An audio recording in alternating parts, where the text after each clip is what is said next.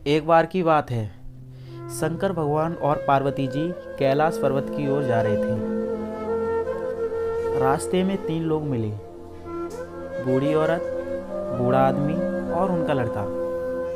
पार्वती जी ने जब उनको इस हालत में देखा, इतने गरीब, भूखे थके हारे जब देखा, तो पार्वती जी शंकर भगवान जी से बोली, हे भोलेनाथ, क्या आपको तरस नहीं आ रहा?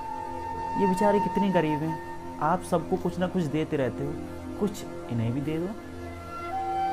शंकर भगवान जी बोले, हे पार्वती जी, मैं अपनी मन की शक्ति से देख पा रहा हूँ, ये लोग मांग करके भी कुछ भी नहीं मांग पाएंगे।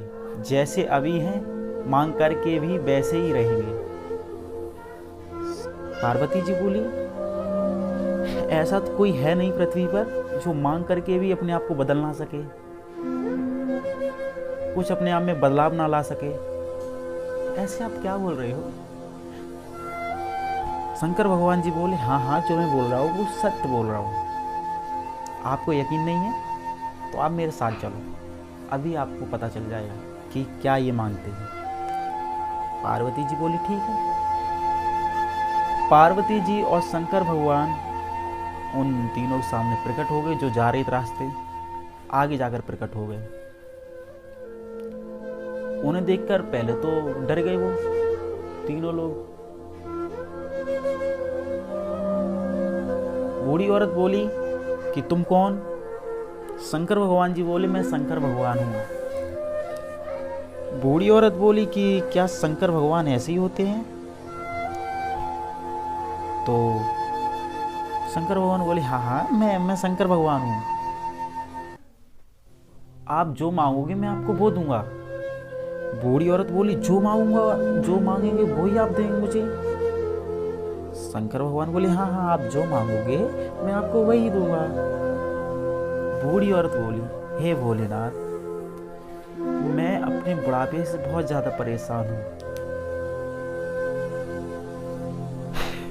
बहुत ज़्यादा परेशान हूँ, बहुत दुखी हूँ अपने बुढ़ापे से। मुझे कृपया करके एक 18 साल की खूबसूरत लड़की बना दो। शंकर भगवान ने तथास्तु बोल दिया और वो औरत खूबसूरत लड़की में बदल गई। जब ये चीज़ बूढ़े आदमी ने देखा, वो मन मन में जल गया। उसने सोचा, अब तक तो ये मेरे साथ रही, अब तो मैं एक बूढ़ा आदमी हूँ, ये तो एक जवान है, अब तो ये पक्का भग जाएगी, किसी ना किसी नौजवान के साथ जाएगी, किसी नए लड़के के साथ जाएगी, मेरे साथ तो बिल्कुल ही नहीं रहेगी। शंकर भगवान बोले, क्या सोच रहे हो आप? अब आपकी बारी है, आप कुछ मांगो। कह रहा कि महाराज जी की अब ये मेरी बीवी एक खूबसूरत लड़की बन गई है, अब तो ये मेरे साथ रहेगी नहीं। हाँ, तो शंकर भगवान बोले कि ये तो मुझे नहीं पता ये रहेगी या नहीं रहेगी, बस मैं आपको वरदान देने आया हूँ।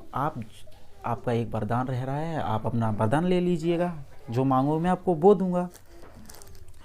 तो बूढ़ा आदमी बोला कि महाराज, हे भोलेनाथ, मुझे और कुछ नहीं चाहिए, मेरी बीवी को अभी के अभी कुतिया बना दो।